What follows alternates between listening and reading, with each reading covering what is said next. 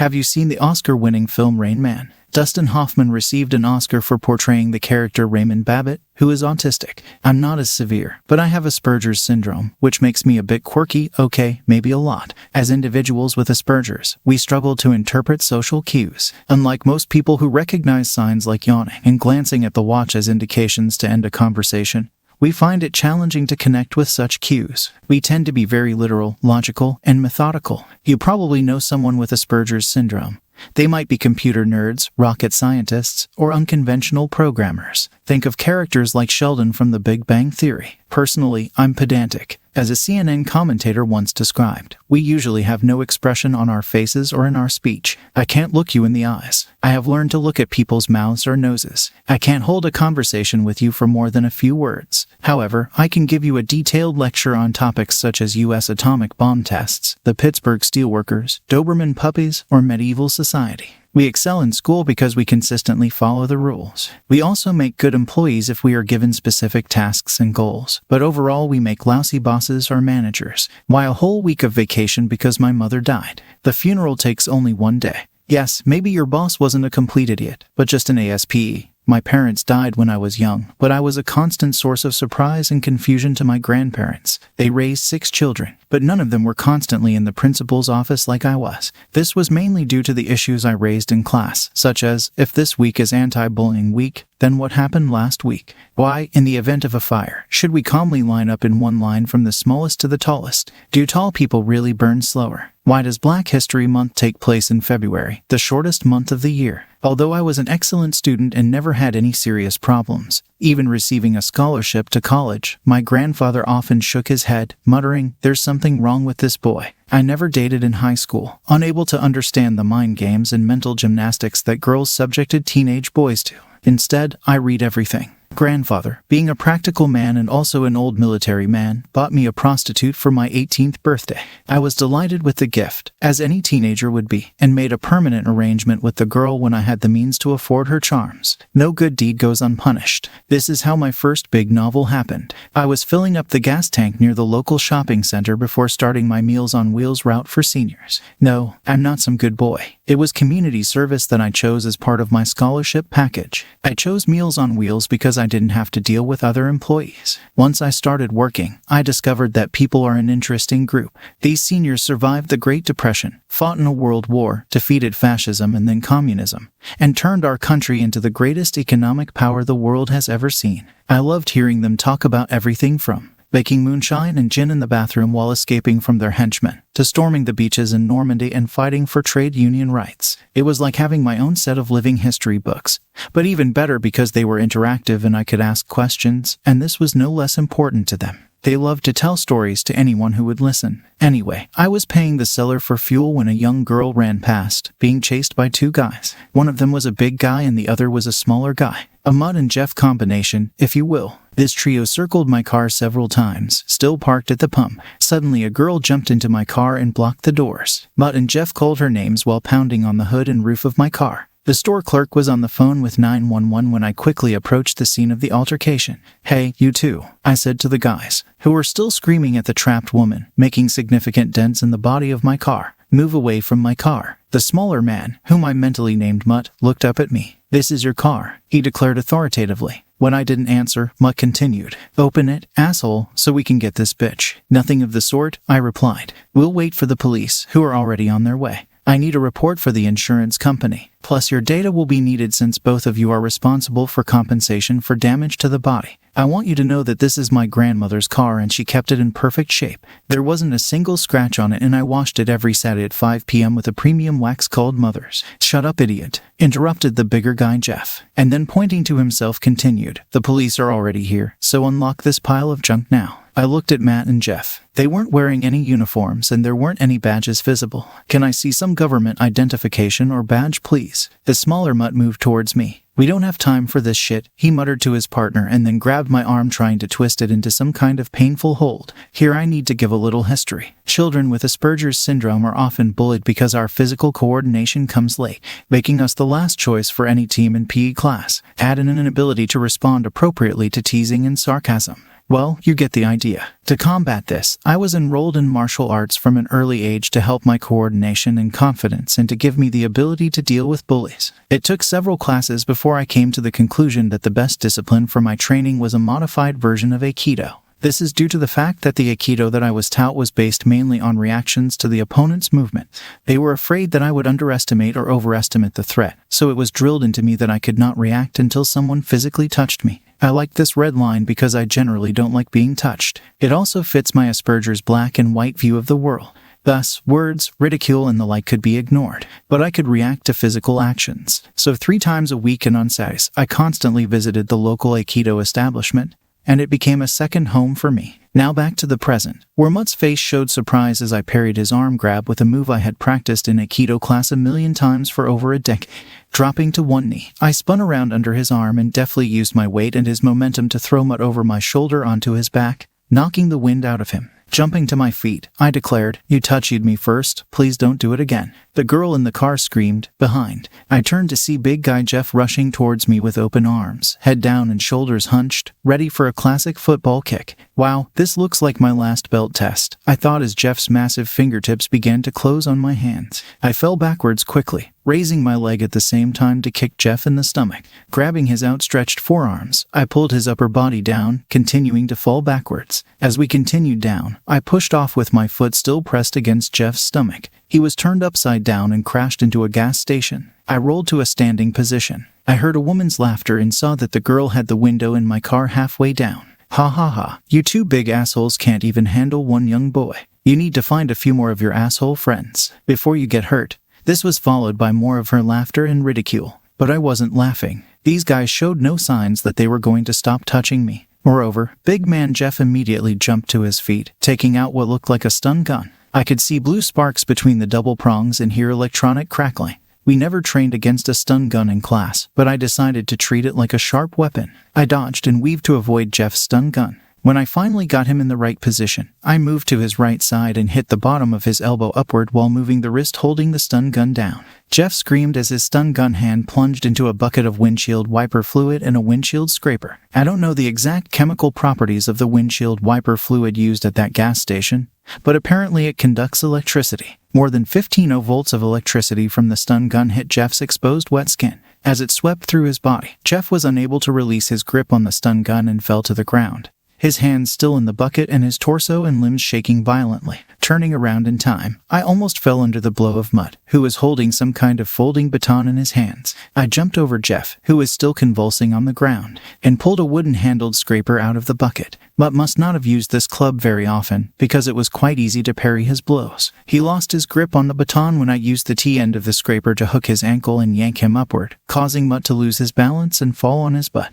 Laughter came from the girl in my car, but stopped when Mutt lifted his pant leg to reveal his ankle holster and then pulled out a .38 caliber pistol. Matt barked, standing up. I am not kidding. In class, we practiced defense against weapons many times. The drill involved evading a knife attack but confronting someone wielding a gun. Common belief holds that a knife at a distance poses little threat, while a gun requires immediate action to reach the shooter. However, this exercise employed actual firearms instead of paintball weapons. Although paintballs can sting upon impact, the stakes were higher with real guns. The instructors insisted that the tactics remain the same. Additionally, we were briefed on the tendency of most shooters to aim high. To mitigate the risk, I closed the distance to Mutt by maintaining a low shoulder. Suddenly, 2 shots echoed, and the back window of my car shattered, accompanied by the terrified screams of the girl inside. Seizing the moment, I surprised Mutt by swiftly rolling and appearing right in front of him. As he gasped, I strategically applied pressure to his wrist and elbow, successfully disarming him. In the nick of time, 2 subway patrol cars, complete with flashing lights and blaring sirens, arrived on the scene. The car doors swung open and officers with drawn pistols pointed at us and commanded me to drop my weapons. I dropped the gun and raised my hands up when someone hit me on the back of my knees. As I fell to the ground, I saw Mutt's leg move as he kicked me in the head and everything went black. I'll spare you the details, but I spent over 24 hours in a prison cell. After Matt and Jeff handcuffed me to a chair and beat me to a pulp. It wasn't like in the movies because they didn't let me make a phone call and they didn't tell me, you have the right to remain silent, like they do on TV police shows. I think Matt and Jeff really were police because they were the ones who beat me while I was handcuffed to the chair. The rest of my stay in the cell was not too bad. The other prisoners did not bother me. Sure, beating 2 cops earns respect in some circles. On the second day, the jailers, who had been indifferent to me until that moment, began to get very nervous. Some of them tried to emphasize that they personally treated me no differently from other suspects and had nothing to do with what happened before I came into their custody. Anthony, the jailer barked, opening the cell door. Please come with me. Having crossed the threshold of the cell, I was surprised to see a girl hiding in my car with an elderly respected gentleman. My jailer shifted from foot to foot after leading me to this couple. Here you go, Judge. Your Honor, he is in good shape, as I said. We kept it safe and sound. The judge did not look or answer the jailer, but grabbed my chin with his hand, turning my head to examine my face. I lingered on the ugly bruise on my cheek caused by Jeff hitting me several times with the girl started taking pictures with her mobile phone. Yes, in my opinion, he looks very good. How many guys did it take? She looked at the bruises on my wrist from the handcuffs. You all must have been very brave to beat up a man in handcuffs. The Fuhrer would be proud of you. The judge waved his hand at both her and the jailer. Enough. Then he turned to face me. Come on, son. Let's play proctologist and tear some people's asses. With these words, the judge turned on his heels and began to leave. The girl and I followed him. We sat outside the police commissioner's office, watching as several bustling men in suits came in and out of the commissioner's office with forms and documents. I haven't seen the judge since he entered the commissioner's office. Would you like to drink anything? Asked the woman who was the administrative assistant to the commission member. Yes, watermelon juice, please. I replied, watermelon juice. The assistant repeated, you said anything, I replied.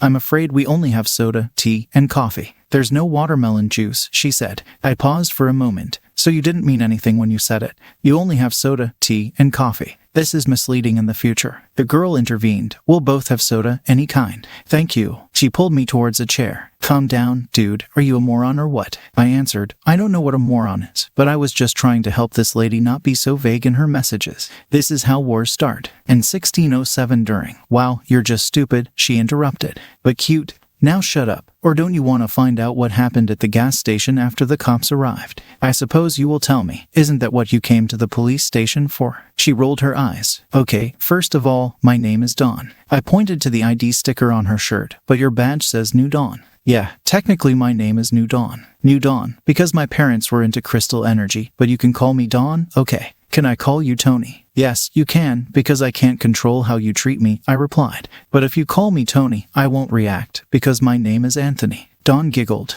Okay, Anthony. Look, I was being followed because these 2 thugs tried to arrest me for shoplifting. Did you steal from a store? Dawn looked at me. Yes, sure. As if a place as big as this could go under some petty crap. Do you know how little this corporation paid in taxes last year? And what kind of pennies are paid to the workers? Not to mention the foreign child slave labor used to make their things. What does this have to do with the fact that you stole goods from the store? The store is a franchise, so technically you were stealing from the franchise operator, which is a family-owned and operated store, not from a corporation. Whatever, Dawn said, waving her hand. Come on, aren't you mad that the entire city police department is a bunch of corrupt flunkies who get rich by sucking up taxpayer money? Look at those 2 nonces who attacked you. They are a statistical error, I said. Dan looked puzzled. What? Statistical error? In every major organization, public, private, or religious, there are 11% of employees who are stars and provide about most of the income and growth. 86% do what is needed, when needed, no more and no less. Of the remaining 3%, there are 2% who are corrupt, a part of society where the end justifies the means. The last 1% is idle, dead wood. Historical kings, queens, princesses and princes as well as trust fund kids, second generation, corporate executives, and most political leaders who have been in office for more than 8 years. I held up 2 fingers. I had the unfortunate circumstance of being, number 1, being in the wrong place at the wrong time. If everything had happened 10 minutes earlier, I would have avoided this event. 10 minutes later, I would never have found myself in this position either. The second is the fact that I had to deal with these 2 specific law enforcement officers, who are atypical of law enforcement officers in general. Dawn started to speak, but I raised my hand to interrupt her. The average income of a law enforcement officer is quite consistent with the average income of most employees. And it certainly doesn't come close to the definition of rich. They enforce the laws. If you don't agree with the law, change the law or those elected to make laws. Do not blame those who are entrusted with executing the law. And that's all I can say on this topic. Please continue to tell us how we got to this point. Dawn shook her head. You are an original. After the other cops arrived, they were so busy with you that I managed to sneak out of your car and hide at a gas station. I saw how a big and a small policeman went into a gas station and took away the video from the surveillance camera, and then threatened the seller. She picked up her cell phone. Unbeknownst to those fools, I had been recording the entire incident on my phone right from the start. They failed to mention they were cops when they initiated the attack on you. I even captured their threats against the seller on video. Witnessing all that food in your car with Meals on Wheels wrappers, I promptly called the organization and explained the situation. The response was like something out of a song: send lawyers, guns, and money. As Dawn looked toward the commissioner's door. Did you know that the judge heading the board of directors of Meals on Wheels is also the chief judge of the district and the chairman of the political majority in this state? I affirmed. Yes, he even spoke at my high school graduation. Dawn's eyes widened. It all makes sense now. Following the call from Meals on Wheels, a fleet of state patrol cars descended upon the gas station. Your car got impounded, and the clerk and I were escorted to the judge's office. He was livid when I presented him with the cell phone footage. It felt like a king in his court. Despite the late hour, people flocked in, donned in tuxedos from events representing various backgrounds, all mobilized to locate you. Dawn gently touched the bruise on my face. Those two bastard cops were going to lose you in the system. Put off the paperwork until your bruises went away, and then it would be their word against yours about what happened. Not to mention the false charges of resisting arrest, assault, possession of a controlled substance, and a bunch of other things. You know they planted a bunch of meth in your car. Just at this time, the administrator answered the call, hung up, and turned to me. Anthony, please join His Honor in the office. Work. In fact, both officers were fired and charged. The city police commissioner was glad to get rid of them, since this was not their first raid. The police department also had a long list of complaints, but not a single irrefutable evidence. It turned out that they worked for the security of the shopping center, receiving salaries from the shopping center while on police duty. This alone guaranteed that they would be kicked out of the police force. Other officers involved were to be reprimanded for their participation. The commissioner, the district attorney, and the judge said they owe me a big favor. They were surprised when I asked that this favor not be used to punish other members. I was surprised that they could not understand that the other officers were only acting with the best intentions based on what Mutt and Jeff had told them. Their story was that my gang and I attacked them while they were apprehending a suspect. Apparently, we were protecting a stash house in my car. From this story, I learned that we are heading the way of the Roman Empire. If these the new centurions cannot trust each other. I received a significant payment from the city police. I was raised with modest tastes and lived within my means, so money was never an important factor or issue in my life. I agreed to the money because even I knew a jury wouldn't look kindly on any government agency making up charges after the false arrest and beating of a disabled orphan.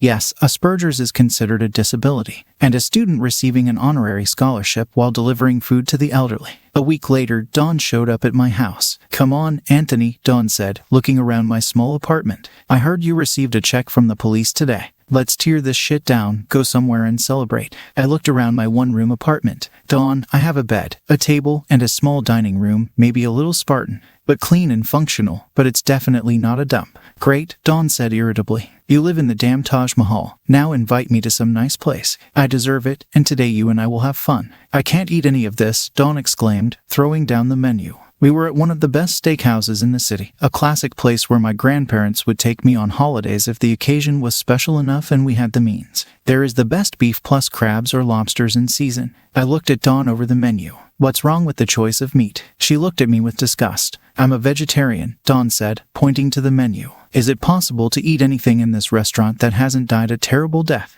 Are you a vegetarian? I asked, and she nodded. I remembered what my grandfather once told me and repeated. You know, Dawn, the original meaning vegetarian was bad hunter. Dawn pointed her finger at me. You do not understand anything. Nature didn't design us to eat hamburgers. I quoted my grandfather again. If nature didn't want us to eat hamburgers, then why did it make it so easy to catch cows? No one has heard of cheetah burgers. Dawn looked annoyed. H-Jom. Humans were never designed to eat meat. Our prehistoric ancestors ate almost entirely wild grains, fruits, and vegetables. I gave Dawn a puzzled look. But you don't live in prehistoric times. If that were the case, you would already be dead because the average lifespan of a cavewoman was less than 20 years. Cavemen lived 5 years longer. She waved her hand at me. No one seems to know that our ancient cave dwellers were successful in hunting only 10% of the time. Hunting was dangerous and you could break a bone, sprain your ankle, or get injured while hunting. A fast track to a quick death without medical care. Without greens and tubers, they would die of hunger. Dawn, you're afraid of spiders, and I can't imagine you eating termites. She made a grimace. Anthony,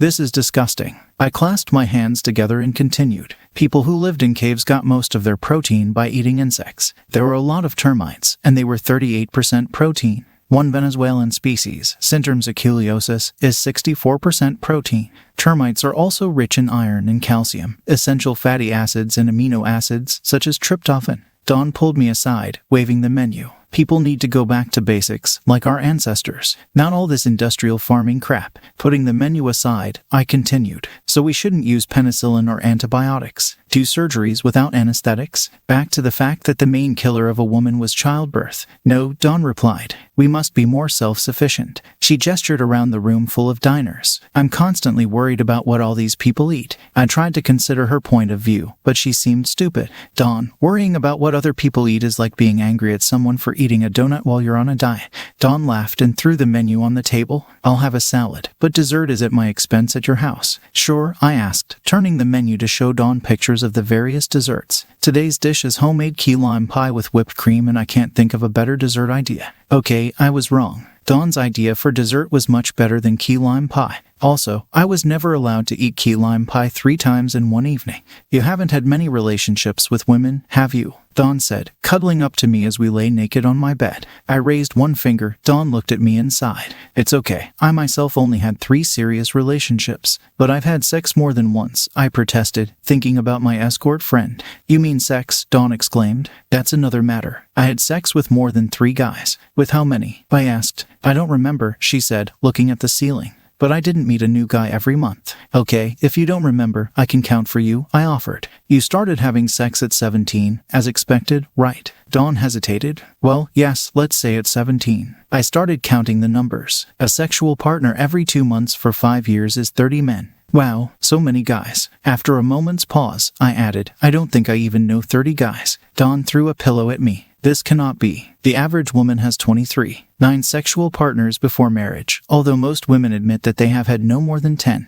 The average age of a modern bride is 29 years old. You can see for yourself. Therefore, your behavior will be considered 25 times more promiscuous than the average for your age. At your age and current developmental trajectory, you will have sex with over 70 men before you get married. This is much higher than the basic level. I looked at her. Don't you consider yourself a slut? Dawn narrowed her eyes on me. You call me a slut. We just had sex, and now you're calling me a slut. I was confused. Sorry, I'm not calling you a slut. I'm just asking a question. You seem upset, and I didn't want to upset you. I tried to explain my condition at dinner. The unspoken, emotional undertones that most people take for granted are mysterious and invisible to me. My forgetfulness makes me feel bad, and I never know exactly how or where I went wrong. Dawn relaxed, placing a finger on my chest. It's okay, Anthony. I'm not a slut. She started moving her head down my body. But I can become your whore. It seemed logical that if Dawn was my girlfriend, then she should live with me. We couldn't live together in my small apartment, so I bought a bigger place. Fortunately, payments from the police made it possible for me to afford a bigger apartment. Money was never my number 1 priority, but Dawn seemed to enjoy all the things it could buy. I studied mathematics and accounting. I loved mathematics, but my grandfather said that I needed to get a profession, and people always need accountants. I don't know exactly what Dawn studied in college. She was always involved in some kind of rally or protest on campus, whether it was Gays for Metric, Native Idiot Rights, or Stop Animal Testing of Condoms. I never followed them, but Dawn enjoyed every demonstration and march. But if it made her happy, it made me happy. On that note, I was determined to please Dawn in bed, so I did what I always did and did extensive research on everything related to women's sexual pleasure. I scoured online forums, magazine articles, videos, and best-selling books. I even paid for a session to interview my escort friend. No, I didn't do anything with her. I have a girlfriend now. Wow, Dawn exclaimed, turning red in the face and falling back onto our bed. What made you come up with this? I put the toy back in the bedside drawer before answering. She was recommended to me by a clerk from the Pleasure Palace. She even took me into the back room to demonstrate how to use it properly. My research has shown that this is one of the most highly rated devices. Dawn stared at me for a minute before bursting out laughing. You are the only guy in the world who says with an honest face that watching the sexual pleasures of a stranger is research, and I believe you. Dawn got pregnant, which upset me. Not because she now has a child, but because it disrupted the linearity of our relationship. Dawn didn't seem to care that the conventional path was courtship, living together, marriage, and then children. It took me 2 weeks to convince Dawn of my logic and bring her to the courthouse. It was a great year for me because two great things happened. Dawn married me, and most importantly, our daughter was born. With the birth of our daughter, our first real quarrel began. Dawn wanted to give birth at home with a midwife. I don't want our daughter to be born in some place full of sick people. I want our child to be born here, in a place of love, next to the bedroom where she will live and the kitchen where she will grow. Dawn, you don't even like cooking in the kitchen, but you want to have a baby here. With the arrival of a girl in my life, everything seemed wonderful. I learned all about proper parenting again. I sought advice and information from the best child psychologists and child care specialists who were at the university. Dawn began to get upset at my constant nagging that it was obvious that she was not raising our daughter correctly. Soon Dawn simply left raising the child mostly to me. I don't want to say that Dawn was a bad mother, she was just tired of me constantly taking our daughter to the zoo, concerts, aquarium, etc. I felt that it was my duty to introduce and stimulate my baby to plus. Dawn was still involved in campus activities. The next decade flew by. After receiving my doctorate, I began working on Wall Street. An important person from one of the large hedge funds recruited employees from various fields, such as mathematics, theoretical physics, and engineering. He wanted people who were, as he put it, geniuses who could multiply 2 by 2 and get 5. I found great fun in this, a giant 3D puzzle. On Wall Street, under various accounting and investing rules, we could make 2 and 2 equal 9. We were all paid a lot of money for this Rubik's Cube arithmetic. But I didn't care about bonuses, raises, and salaries because I never wanted to be rich. It is true what they say is that a poor man wants to be rich and a rich man wants to be a king. But the king will not rest until he has everything. This whole Wall Street thing was a big rigged game. However, if money made Dawn and my daughter happy, I was happy. It never occurred to me that Dawn might be cheating on me. We both had a few late nights, but Dawn continued her activist work, now on a larger scale. This time she was saving the environment. For some time she was involved in saving endangered animals. You know, Anthony, that the reason that whales almost became extinct is man. Humans are the most dangerous predator the blue whale faces. Dawn, although this is a true statement, it is not entirely accurate. They are the largest mammals on the planet. What other predators do blue whales have? Pelicans with machine guns, lions on jet skis. I also failed to see her logic in climate change. Dawn, don't you see anything strange about driving to the Save the Planet rally in a huge Cadillac Escalade? Dawn gave me a look that I couldn't decipher. Anthony, this is a hybrid, and they are very economical. For example, when I stop the SUV for more than a few seconds, the engine turns off to save fuel. Down, my grandfather must have been a heat of his time. Many years ago, he had a car whose engine would turn off whenever he stopped for more than a few seconds. I replied, Anthony, you don't understand. This is about our carbon footprint. I opened a web page on my laptop. The resources that went into your Cadillac Escalade, not to mention those required to dispose of the hybrid battery, create a huge carbon footprint the size of Bigfoot. Dawn raised her hands before answering. What do you want your wife and child to drive around in a Volkswagen Jetta? Well, this is one of the safest cars, and the diesel model far exceeds the mileage of your hybrid SUV. Plus, we never fought. I didn't see the point, but I couldn't understand why Dawn needed so much stuff. She would buy these ugly designer brand dresses and always show them off and say, this looks so much better on, I thought, on what? On fire. But he knew it was better to hold his tongue. When Dawn gave birth to our son, I was over the moon. I don't know who was more happy about the arrival of a new boy, his older sister or me. However, a few years later, the housing bubble burst, and then life went downhill, at least as far as Dawn was concerned. Like most Americans, I received no help from the government. It only affected the heads of companies and financial institutions that were too big to fail. I ended up getting a job at a bank in a small town away from Wall Street in the southern part of the country. My salary became several times less than before, and the house we bought began to cost almost less than the loan amount as soon as we purchased it. Dawn, our European vacations, private clubs, private schools, spas, tutors, Cadillac Escalades, and Starbucks is history. I was proud of how my children adapted. My daughter loved public school, and my little son loved having a big yard to play in. My job at a small bank was not as challenging as on Wall Street, but the people were friendly. However, even I could see that Dawn was unhappy. I didn't know how unhappy Dawn was until I walked into our bedroom 8 months after we moved in and saw her packing clothes into a suitcase. Dawn, it looks like you're going on a trip. I won't be able to get my week's vacation until I've worked at the bank for a year. Dawn pulled out a second suitcase from the closet. I'm needed in Manhattan, Anthony. I'm going to help with the Occupy Wall Street protest. Dawn, we can't leave now. It's the middle of the school year, and I just finished my probationary period at work. Besides, our bank accounts are quite small. Dawn couldn't stop folding her clothes. I don't care. Occupy Wall Street is a huge event. They require my assistance, Anthony. I'll only be away for a few weeks. Dawn, we require your presence here. What about our children? Don't be so naive, Anthony. Our daughter is mature enough to manage herself after school until you return home.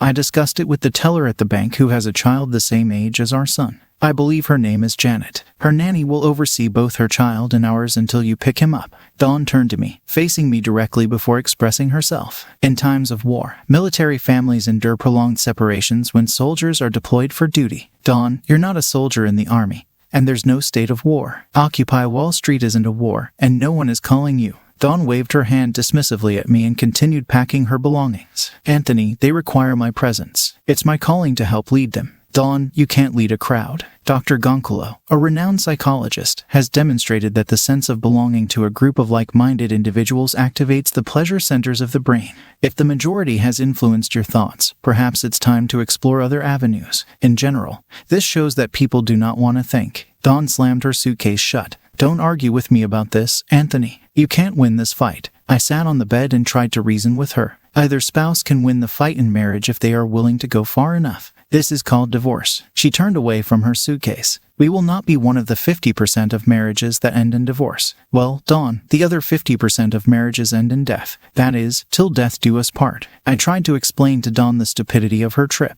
Listen, the tires on your car won't make it to New York. I plan to replace them next pay period. Dawn picked up her suitcases from the bed and headed toward the door. I won't take the car. I'm getting a ride from a guy I met online while blogging about movement. How are you going to pay him? This month we barely have enough to live on. Dawn simply shrugged. He said we could work something out. For the first time in my life, I had no answers. I sat stunned, speechless, and didn't even hear the car take Dawn away. I know that she didn't even kiss her children goodbye. I couldn't understand why Dawn left. I honestly told the children that Mom was at a rally in the north, and I didn't know how long she would be gone. However, the media made a big deal when they learned that Occupy Wall Street had a protester who was married to a banker. Dawn was nicknamed Occumama. Even in our small town, such coverage had consequences. Dad, my son asked me, what is how? Son, a how is a type of rake used in gardening, I replied. My son looked puzzled. Why do all the kids at school tell me that Mom is a garden rake? At that moment, my daughter came in. It's how, idiot, not rake.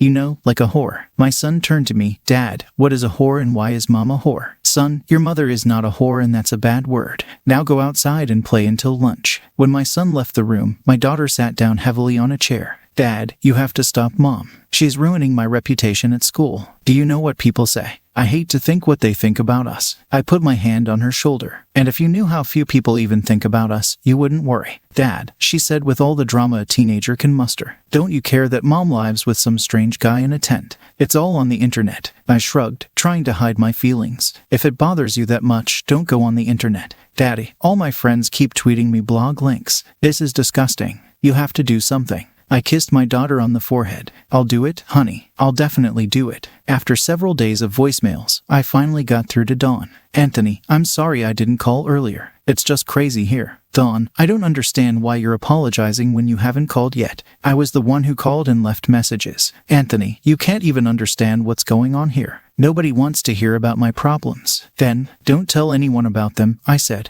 20% don't care, but the remaining 80% are glad that you have them and not them. It doesn't matter, Anthony. You won't understand. There are thousands of people here, all walks of life from ordinary people to movie stars. How good for you, Dawn. Are there other mothers who abandoned their husbands and children? Don't be a bore, Anthony. You make it sound like toilet paper and foil are a priority to me over my family. Dawn, toilet paper is a pretty high priority in most parts of the world. I'm not being a jerk. But the point is, how can me and the kids be your priority when you're sleeping with another guy? Don't be stupid, Anthony. I'm just sharing a tent. We're not having sex. Dawn, let me read from your tent mate's blog. Yesterday's entry was called Occupying the Occumilf Cape. Dawn interrupted me when I got to the visual parts. Anthony, you don't believe everything you read on the internet, do you? He just makes stuff up to gain some street cred. Dawn, when the unemployed immigrant man living in a tent with my wife describes in great detail the mole on the inside of your thigh, I tend to believe everything else he writes. You need to go home now. I agreed that we would go to a marriage therapist who came highly recommended. I'm not going to listen to some banjo-playing, Bible-clattering hillbilly tell me that I should obey my husband and sit at home barefoot and pregnant. Dawn, I never said that. You must come home now. I can't. The time is too important. This is what I have to do. When my mom said I needed to learn to swim, My parents took me to the lake and threw me off the boat. That's how I learned to swim, I answered. Didn't you think that they weren't trying to teach you to swim? I looked at my watch. There is a ticket for a bus with your name on it, which leaves at midnight. If you're not there, I'll file for divorce. I heard Dawn close the microphone while talking to someone. Anthony, I can't leave now. I am a big part of this movement. Dawn, don't confuse movement with action. Running in a big circle will get you nowhere, no matter how big that circle is. Anthony, are you gonna leave me? Now I was confused. Dawn, you're the one who abandoned me and the kids. Be on the bus. I hung up. As you can guess, Dawn didn't get on the bus. I only heard from her a week later. Anthony, how could you? Dawn screamed over the phone. Have you filed for divorce? Are you declaring that you were abandoned? You canceled my mobile to call. I had to borrow a phone. Now I know why I didn't recognize the number. And those disgusting photos you included with the divorce papers down continued.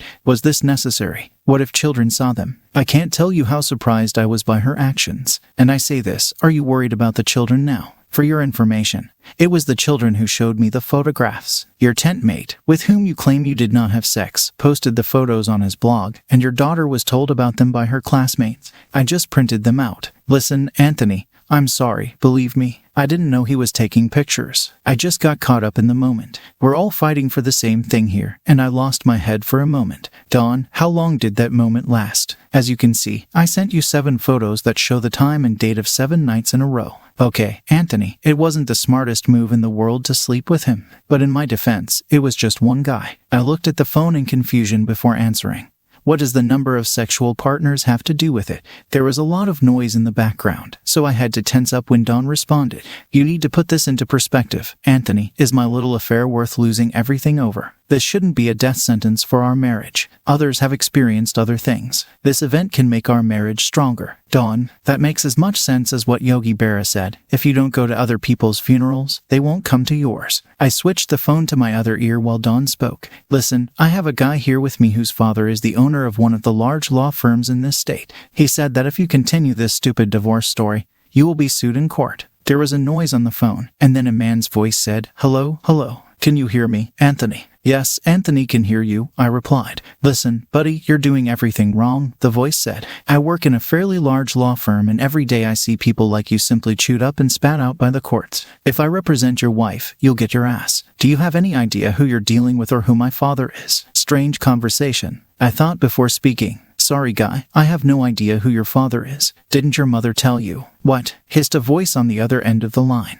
I calmly continued. Perhaps your mother had sexual relations with so many men that the list of candidates is too long to determine who exactly your father is. I don't know you, but I can try to help. Do you have any racial characteristics of African American, Hispanic, or Asian? You asshole, a male voice shouted. My family was here back when this damn country was a colony. Why are you so upset with me? I asked. Honestly, I'm just trying to help and, besides, it wasn't my mother who had sex with multiple partners before you were born. Perhaps you could wonder if your mother lived near a military or naval base when you were conceived. I believe the government keeps a DNA database so you can access it to confirm who your mom used as a semen donor. I will wipe the courthouse floors with your ass. I heard the guy blurt out before Dawn must have snatched the phone from him. Asked Dawn. Yes, Dawn, I'm still here. Are you sure you want this guy to represent you in our divorce? He appears to be very mentally unstable, possibly due to doubts about who his father is. Anthony, forget about him and forget about this divorce. Every couple takes a step aside, at least once in their marriage. Everyone does it and no one cares about it anymore. The fact that people have sex on the side does not bother them. You're wrong, Dawn. According to a recent Gallup poll, having an extramarital affair is one of the most immoral things you can do.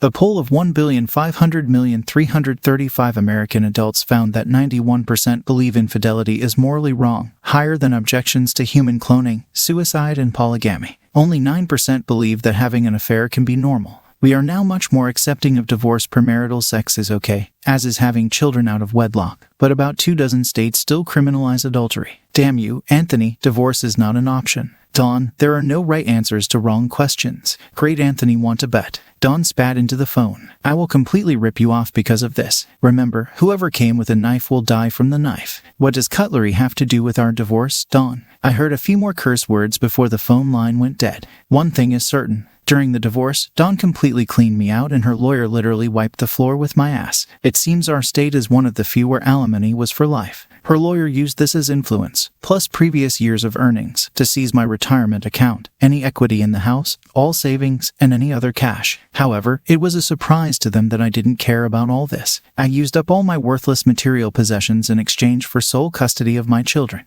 As far as I was concerned, Dawn had won the battle.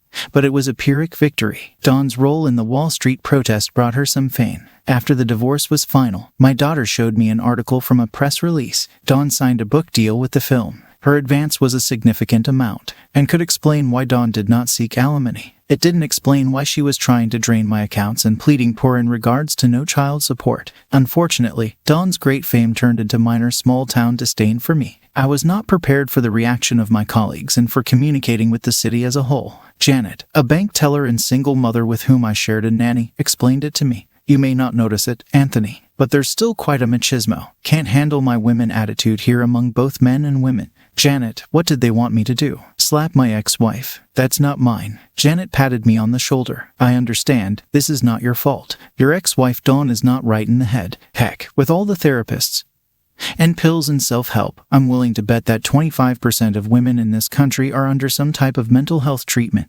I thought about it for a second. Wow, Janet, you realize that this means that 75% of the female population is walking around with mental illness without receiving treatment. For some reason, Janet hit me hard on the shoulder, muttering something about how we're all the same. Rubbing my shoulder, I continued. I don't care what they think, except what does my personal life have to do with my work in the workplace? We work in a bank. People want to have confidence in where they put their money and who they do business with. Many people think that if you can't keep your own family in check, how can you keep their finances in check? Maybe Janet was right, but I didn't care. My work was not my life. My life was my family. Working at a bank was a means that allowed me to spend time with my family. This created some problems at the bank, as several clients chose not to do business with me. The manager rudely told me that they didn't want to be affected by any of the weak people. Although more than qualified, I was surprised when the bank manager came into my small office one day before closing. Tomorrow, I'll leave you in charge. This is your responsibility. These are your employees. You are responsible for them. He looked up before closing the folder in his hand. Try not to let any of them leave or leave you. That morning, an elderly guard let me in.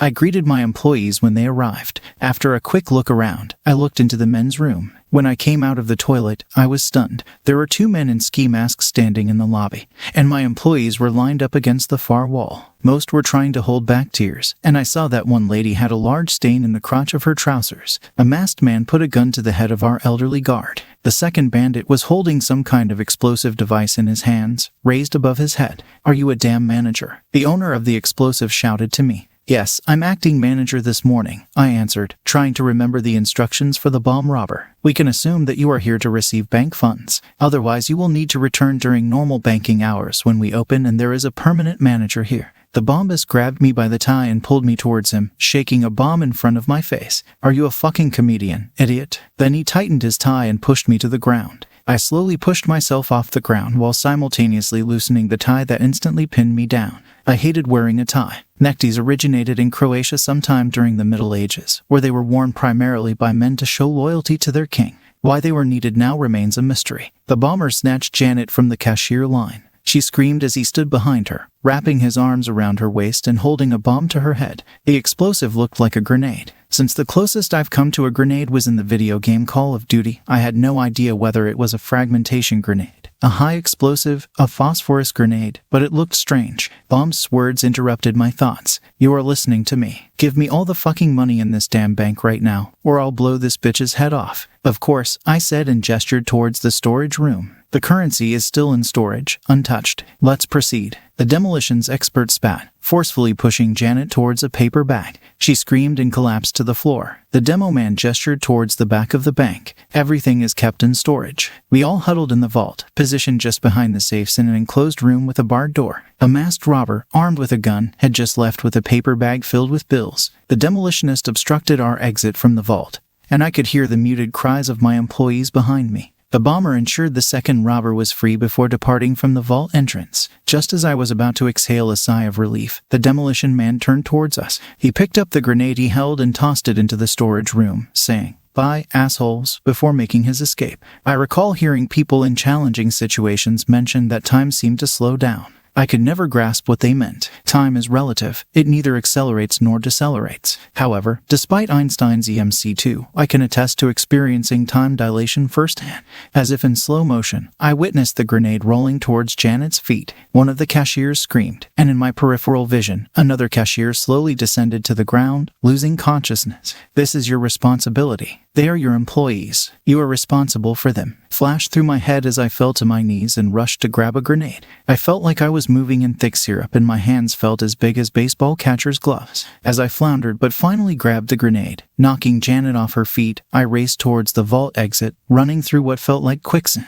It took an eternity before I crossed the distance to the door and kicked open the vault door, closing it behind me. I knew that the 100-year-old cold-rolled steel vault door would prevent an explosion from harming anyone inside. Unfortunately, the door to the deposit room was closed in front of me, preventing me from leaving or throwing the grenade out of the room. I saw the safe deposit box we were using for the demonstration sitting open on the countertop. I shoved the grenade into the display safe and slammed the lid, picking up the demo safe with my left hand. I turned and stuck it into the open space in the wall where all the bank safes were. Suddenly, the world exploded into white light and I was thrown back over the counter. When my vision returned, my ears were ringing. It felt like 1,000 bees had stung my body. I must have been sitting on the ground because I saw Janet kneeling in front of me. Her lips moved, but I didn't hear a sound. Janet reached out to take my tie off and wrap it around my left arm. I looked up and saw a jagged hole where I had tried to fit the display safe containing the grenade.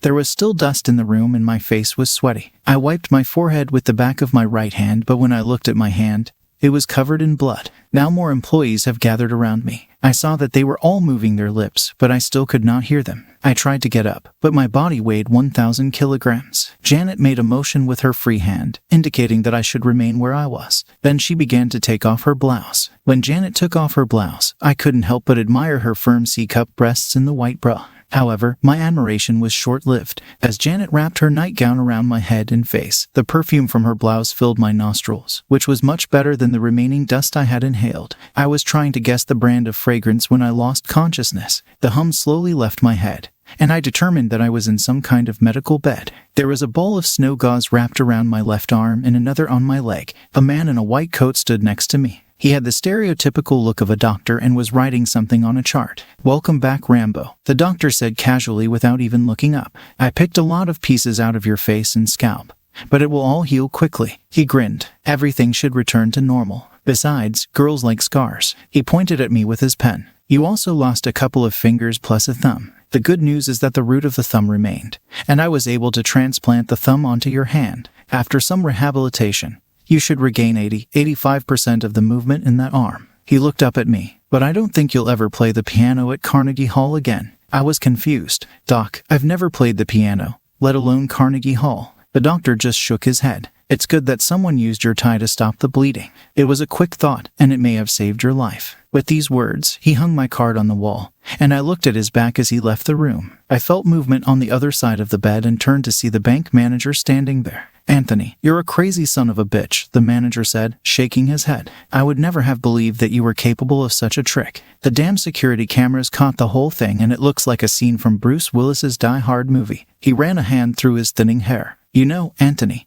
we're all very proud of you and what you've done. And, well, we all feel bad about the way you were treated the last time. Time with divorce and all that." There was what I know people call an awkward pause before my bank manager tried to change the subject by clapping his hands. "Of course, you are not the only one we are proud of." He pointed behind him and I saw Janet sitting in a chair. Janet slipped a couple of packs of dye into the robber's bag. The fools were looking into the bag when the bags exploded.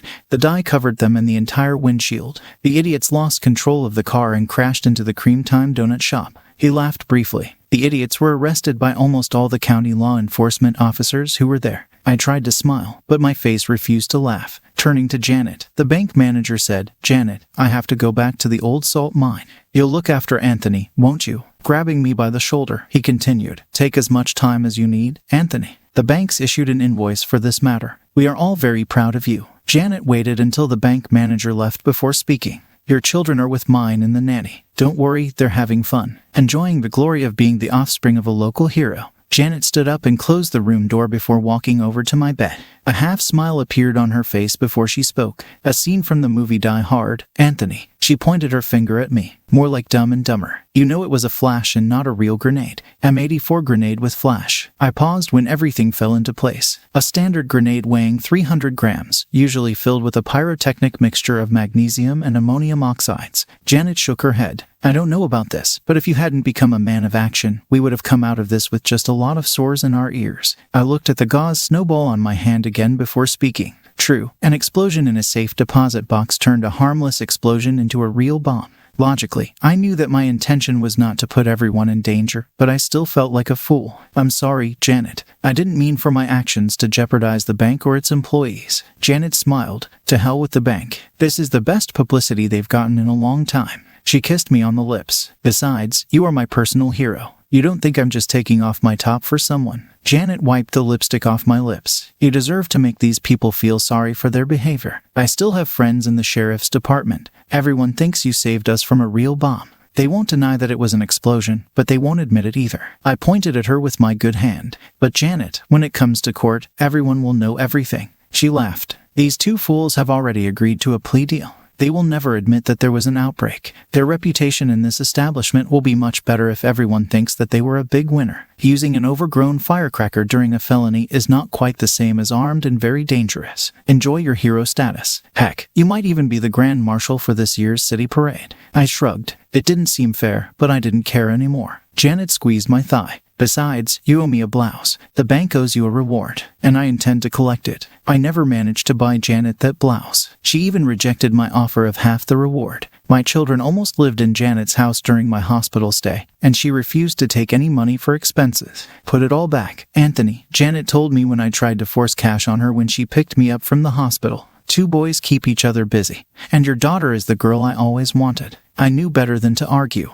But I was already mentally trying to figure out how to invest in a college fund for her children. As we turned the corner to Janet's house, I was surprised to see a stretch limousine parked in front of her house. I was even more surprised to see my ex-wife Dawn and another woman standing on the porch. Janet muttered, "Somewhere a village is looking for its idiot," after parking and helping me out of the passenger seat. Dawn and the stern woman stood on the porch while Dawn helped me up the road. "Oh my God," Dawn exclaimed, holding out her arms to me. I arrived and could barely arrange for a plane and a limousine. While Dawn hugged me, I stood still. As she released her grip and stepped back to look at me, I saw something flicker in her eyes. I've never been into this whole health movement. Unlike most recently divorced men, I didn't throw myself into an extreme exercise program. This, plus the sedentary nature of my job, made me a spare tire. "Well, Anthony, don't worry," Dawn said, pointing her finger at my stomach. "I have a new diet that will soon get you in fighting shape." I wasn't in the mood to listen to Dawn's vegetarian lecture. The diet industry is the only profitable industry that sells a product with a 98% failure rate.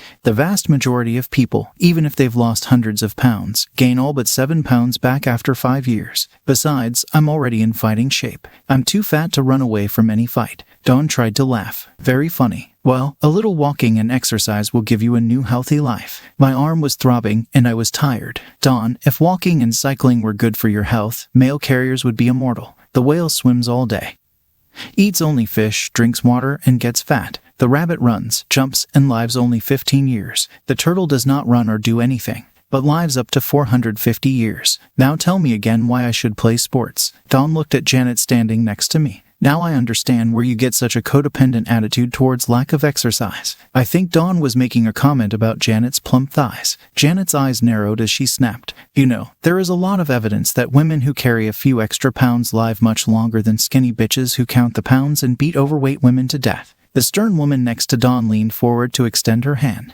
"Hello, Anthony. I'm Dawn's publicist. We are all excited about this opportunity." Dawn interrupted her. "What a wonderful ending to my story. I am nursing you, and we are becoming a family again." The publicist nodded her head like a doll. The Lifetime channel was overjoyed when we offered it to them. "Maybe we'll even make a series out of this." Dawn extended her hand to me. "This could mean a lot of money and fame for me. That is, for us." "No," I said clearly and calmly. "What?" Dawn and her publicist responded in unison. "No," I repeated. Which part of no was unclear. The publicist began to minimize the damage. "Anthony, I'm on your side, so you need to listen to Dawn." I shook my head. No matter what the discussion is about, there will always be someone on your side who you would like to see on the other side. The publicist acted as if I hadn't said anything. "I know that you have recently experienced trauma and may not be thinking very well. I think your recent head injury, as well as the shock of your and Dawn's recent breakup, may have clouded your judgment. You need to think things through carefully. Opportunities like this rarely come knocking on your door. Janet took my hand to help me toward the door and then turned to talk to the publicist. In this case, it is better for you to call in advance before coming to us. We wouldn't want to embarrass you by knocking on your door. Dawn jumped in front of me. Anthony, stop. What are you doing? We need to be together. You need me. You know you'll never find anyone like me again. I looked at her for a long time. Dawn, that statement makes no sense. I don't even like you. Why in God's name would I look for someone even remotely like you? Dawn tried another method. The future isn't what it used to be, Anthony. I winced at that statement as she continued. It will be a best-selling book and a national TV show. Do you really want to be described as an evil husband? After all, if I leave this porch, then when I finish this story, even the dog will hate you. That's not true, Dawn. The dog won't care. Dawn turned to Janet. You're one of those Bible believers. Isn't there anything in Corinthians or Genesis about forgiveness or anything like that you could use to help me? Janet let go of my hand to turn to face Dawn and her publicist. Well, I don't have a Bible verse to help you, but I do have a verse that might help Anthony. She looked at Dawn and pointed towards the street. Get out of my house. Janet turned around and winked at me. This is from Exodus. Dawn and the publicist were stunned. You can't talk to me like that. Dawn stuttered. Janet continued to lead me to the door, speaking without turning around. I would shoot you both in the head, but it would just be a wound on the body. Dawn spilled the beans. Let's see what the sheriff says about your threats. This time, Janet turned around, holding out her cell phone. Uncle Bob, the city sheriff, number 6, on speed dial. When Dawn and the publicist didn't answer the phone, Janet asserted, I have a loaded 12-gauge gun, 3¼ hectares of land, and a shovel. Don't joke with me or people I care about. I hobbled through the door, and Janet promptly closed it behind me. Dawn's book swiftly found its way into the trash. And her movie, well, if there's anything short of a box office failure, this is it. Dawn's 15 minutes of fame quickly evaporated. But to her credit, she attempted to visit her children when it fit into her schedule. The status of Dawn's career could be gauged by the mode of transportation she used during visits. Limousines gave way to city cars, then taxis, and finally, shared minibuses. Dawn remained a force of nature, bringing gifts and discussing projects and works during every visit. The last time Dawn came to town, she was in the company of an aging, unkempt actor driving a beat-up old Mercedes. My son caught Dawn's latest work, a poorly made low-budget reality show on our 4-figure cable TV channel. Janet commented that Dawn was suffering from Vapitus lucatus. What is it? I asked. Janet explained. Vapitus lucatus is a debilitating condition that causes sufferers to seek fame without the joy of accomplishment.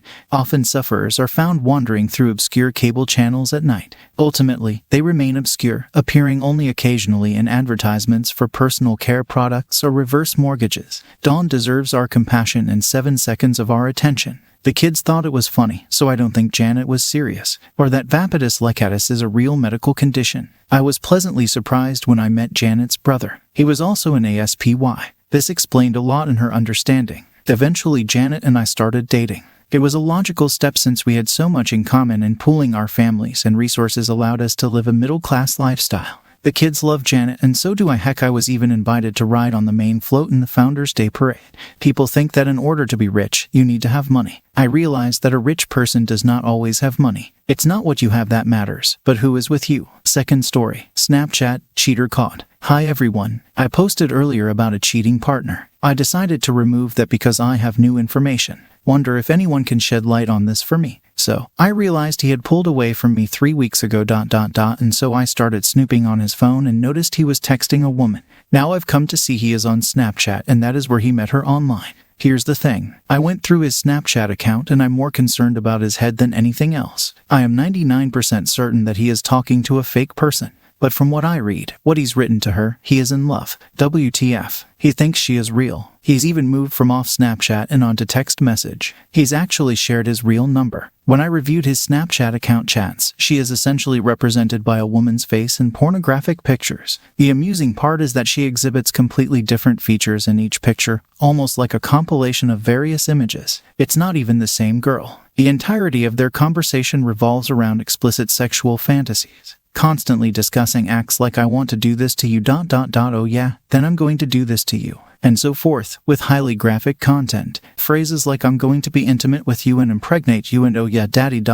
yes, I'm going to have your kids and you'll be my baby daddy are exchanged. As I scrolled through these endless and absurd conversations, at one point, she inquires if he's prepared to share his real name. He affirms, mentioning that he has already given her his nickname. Then she asks, do you promise I can share my address with you? As if indicating that she's sharing something significant and hoping he can reciprocate. She apparently provides an address. I've since Googled it. It's a condo in my city. But she will not provide a unit number, no matter how many times he asks. Only a buzzer, and later texts. All I see is him offering to take her to a restaurant and he wants to send her flowers, but he needs a unit number, and she does not provide it. She completely ignores that request over and over again. My God, is he an idiot? This is a scammer, or at least someone yanking his chain. Her responses to him are don't call. I can't talk right now. I'm on the phone with my girlfriend. He asks to meet her. These were her responses over the course of a week. I'm sick. No, I can't talk. I told you I'm sick and didn't go into my work meeting. Maybe we'll meet one day. You scared me. I don't know. Holy fuck, what is wrong with the man I thought was sane?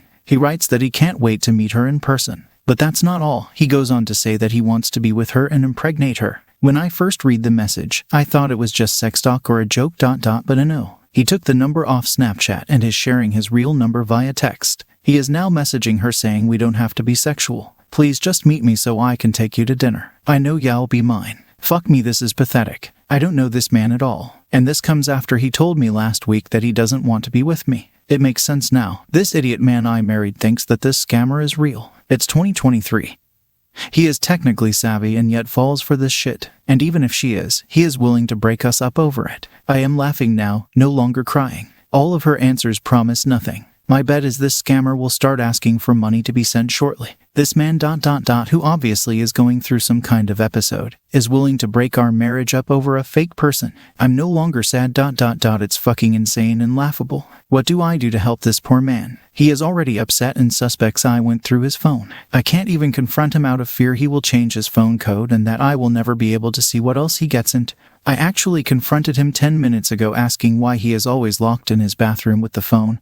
And up in the middle of the night. And yes, I went, unlocked his bathroom door to see what he was going, and he yelled at me that he wants me out of his life. I was hurt when I thought he was cheating, but I don't want to be with him. Of this I am 1000% certain. The only issue is that what happens to him now. I'm concerned for his welfare. Does anyone use Snapchat? Are there a lot of scammers on there? From what I read, yes, and there are porn stars ... but this case looks like a fake person pretending to be a porn star. I even have this scammer's phone number. I called it about 30 minutes ago. No answer. Goes to VM. What do? I want to tell his sibling to whom he is very close, but I don't know if I can trust that his brother won't go straight to my husband and tell him I'm saying all this, because then he'll want proof. And I have the proof. I took about 30 screen grabs of their conversations, but then he will change his passcode to his phone and I won't have access anymore. Anyone, can I report this woman on Snapchat to my local authorities? I am very confident she is not real based on their 3-week-long conversation about meeting up. Thanks for joining us on this chapter of Relation Tales. If you were moved by these stories, hit that subscribe button and ring the notification bell. Don't miss out on the upcoming emotional roller coaster of relationships. Your support means the world, and we can't wait to share more compelling tales with you. Until next time, remember, every relationship has a story worth telling. See you soon.